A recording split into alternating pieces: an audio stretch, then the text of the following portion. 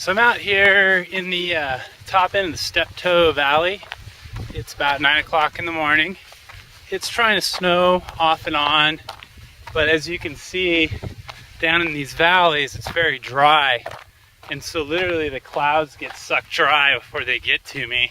So with a windbreaker on and my windbreaker pants, I can basically keep the snow off of myself. It's not like I need a waterproof, breathable jacket to stay dry. If it was to get wet though, I could easily throw on my poncho tarp and keep cruising. But today is Thursday. This would be the 8th day of my trip. Yesterday was kind of an interesting day. I ended up missing one of my water resupplies into the go chute. So what was a 34-mile water carry intended suddenly turned into a 37-mile water carry. I did veer off trail a few times to see if I could find water at any wells, but the wells were all dry. So that was kind of a no-go. But a couple things really helped me get through that 13 miles, which, you know, both numbers are new records for me. I don't think I've ever gone more than 40 miles between water sources, and I've definitely never done 13 without any water. I had literally from this band on my pack down probably about 2 ounces of water, a couple of sips left to get me through 13 miles. But the wind was a lot stronger yesterday, and it was colder. It was trying to snow. And so walking 13 miles in cold without water is completely different than trying to walk in the Mojave when it's 107 without water for 6 miles. So that worked to my advantage.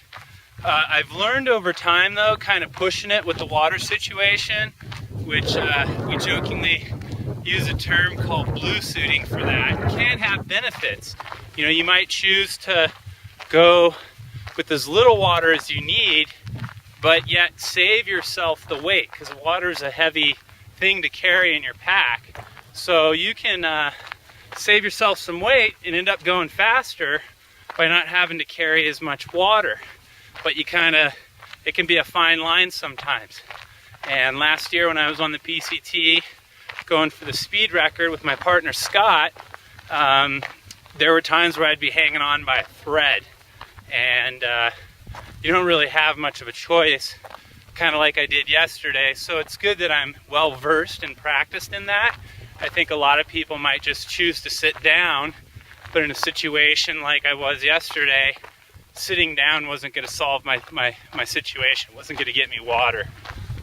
The other thing that really was to my advantage is I had some hammer gels with me. And I've been experimenting with the new Montana huckleberry flavor, which is, I give it a big thumbs up. I love that stuff. I honestly think if I had had any other company's gels, it wouldn't have helped me as much yesterday. A lot of other companies' gels don't have the quality ingredients in them like Hammer does. And Hammer's just has a consistency that to me is so good that I don't need to wash it down with water. So just nursing a couple Montana huckleberry gel packets through that 13-mile stretch really did me well, which most people that use gels are probably going to choose to use them intentionally for performance purposes. I doubt very few people have used them kind of in an emergency situation like I did yesterday to get me through to where I could get some water. So big thanks there for the gel packets that they provided me for the SWIP trip. So what happened? I ended up punching out 13 miles on the SWIP to the highway where I was supposed to meet my intended resupply, which would have been my 4th resupply. And at this point it's blowing pretty hard and starting to snow. And again, missed my resupply there as well. And so I kind of had a choice of literally just sitting on the side of the highway, which 93 is way over there in that valley, and there's nothing there for shelter. I mean, you can see There's no cover like brush or a ditch or a culvert or anything to hide in. And I'm not really set up for that. I'm kind of set up to move forward. And when I'm not moving forward, I'm off my feet and I'm in camp. So the first car I saw, I stuck my thumb out and I kind of cut my maps down too, because I don't like carrying the extra weight.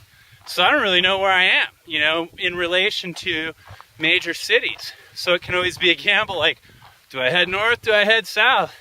But I basically, it's a pretty lonely highway out there, 93 is, so whichever car was coming from whichever direction, that's what I chose to do. And the cars were heading north came first, and it was a van, and that was kind of a wild story in and of itself too. You know, I was very happy that they picked me up, but it ended up that they had been kind of drinking, and they were drinking and driving, and then the van ends up running out of gas. And now I'm up on a pass even higher than I am in the valley, and they ended up kind of bombing their van down to this rancher's house, which I didn't feel comfortable with imposing on those people like that, nor was it really my issue at that point. So I just went right back up to the highway and kept hitching. And I'm heading north at this point. I'm heading towards the town of Wells, which was about an hour off of the SWIP north. Ended up getting into Wells, checking into a hotel room, which no skin off my nose there. I mean, honestly, being out for 15 days without a shower or clean clothes is kind of pushing it for me. And when it gets cold, having clean clothes and a clean body actually, in my opinion, helps keep you warm. So that was, you know, kind of key on my mind, and it provided me with shelter, and I could get food and water. So to give you a little idea of the timeline, the time that I was at without water, I basically went from 8:30 in the morning until 3 in the afternoon is when I got into Wells, finally got checked into my hotel room and went over to the restaurant and had lunch. So 8:30 to 3 on 2 gel packets and 2 ounces of water. And I'm amazed. I was starting to get a little bonky when I was at the hotel room. Once I got lunch in me, I recovered pretty fast. So yeah, that was kind of the situation yesterday. Ended up meeting up with Mackenzie and Christy in Wells and had dinner with them, got things sorted back out so that we could get back out here today. And I got out here at 8 in the morning. So, you know, I'm probably still gonna get a plenty good day today. The true SWIP line's probably about a quarter mile off to the east here. So I'm cruising this road here, which is gonna take me out to Cherry Creek Station, which is my next water resupply.